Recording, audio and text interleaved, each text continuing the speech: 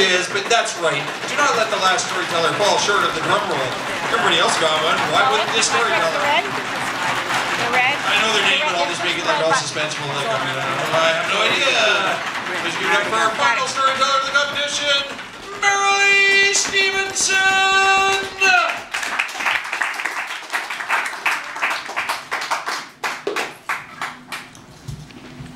This is a story about a storyteller. I never was very close to my dad, and he had a very bad marriage, been divorced, and he married again to really the loneliest, most awful situation he'd ever been in his life. And as he got into his 80s, I began to think, well, you should at least visit him, Marylee. You know, and I wanted to. I thought, well, I'll do it because I kind of want to, but I also don't want to just sort of kick my ass afterwards because like he goes and I haven't visited. And so I write him, and I say, why don't I come down and we'll go fishing. I'd fished a lot as a kid. It was a little town in Florida he always had. I got this message back that if there had been email, then it would have had every flag you ever saw. He had the itinerary already completely fixed, right? We're going to go to Clyde's fishing camp. We're going to get in a canoe. There's canoe trails. I got the poles. We'll get the bloodworms there for bait. We'll go. And so I fly down, and we leave the house the next morning when it's like daylight, right? He just needs to get out of there.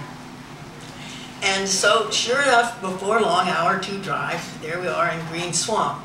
And what you understand, it's not swamp like Messiah or anything like that. In Florida, they're just beautiful, beautiful, low water with these cypress trees coming out, birds going over. So it's quite a beautiful thing. And we get out there in our canoe, and we're sitting there in what I think you'd call companionable silence often. You know, occasionally a little comment here, a little point out of a bird there. And then out of sort of nowhere he starts chuckling, and I said, what is it? And he says, I like a fella, I like a guy who's got a way with words. And I said, well, how's that? He said, well, old Joe, he always says that so-and-so is just as nervous as a cat under a guava bush. And he chuckled again, and I chuckled again, and he said, you don't know why that's funny, do you? I said, no, actually, I don't, I said. And he said, well, you know how guavas, and you all know guavas, right? The yellow things in the markets, they have a really strong smell, you know, okay? He said, when they fall under a bush, which they're on bush, when they're down there and they rot, they just smell awful. So say you're a cat. He said, you're a cat there and you go to do your business, and so you scrape away, so you know you covered up that. And then you think, oh, there's something else there, and you go covering up that. And then you say, oh, I missed something else. And you cover up that, and you go on and on. And so you're as nervous as a cat under a guava bush.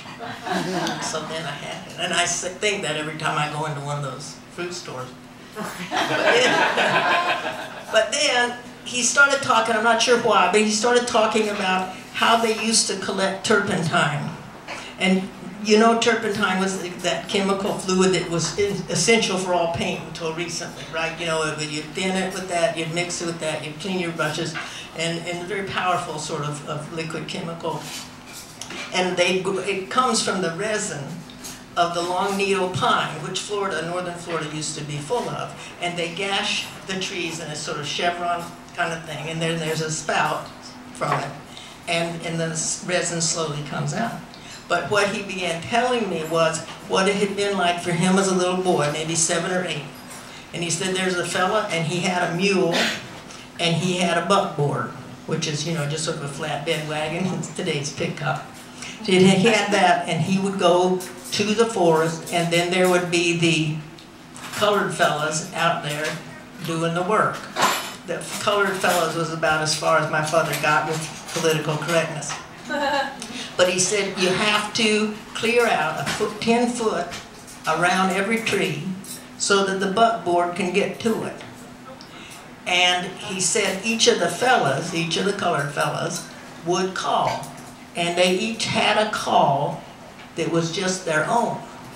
It wasn't necessarily their name. And it would be, you know, like, oh, here, or whoa, there, or way, or whatever. But then the tally man would know to go to them, and then it hits me. You know, dear Mr. Tally Man, tally me bananas. Did you ever know I never knew what that meant, but now I know. You check it off. And so the tally man would go to the person, and then my father described it, began moving his hands. He had the most beautiful hands. And he said, so you would hear a call here, and a call there, and a call here. And he said it was like raindrops. And that stayed with me so much, that story in and of itself. And I thought, you know, like, even though we weren't close, he had given me really a gift that, of course, you can tell stays with me to this day. And so then as a storyteller with a story, then I must do the same. So I'm turning this story over to y'all too, and you can use it as you think best from now on. Thanks very much.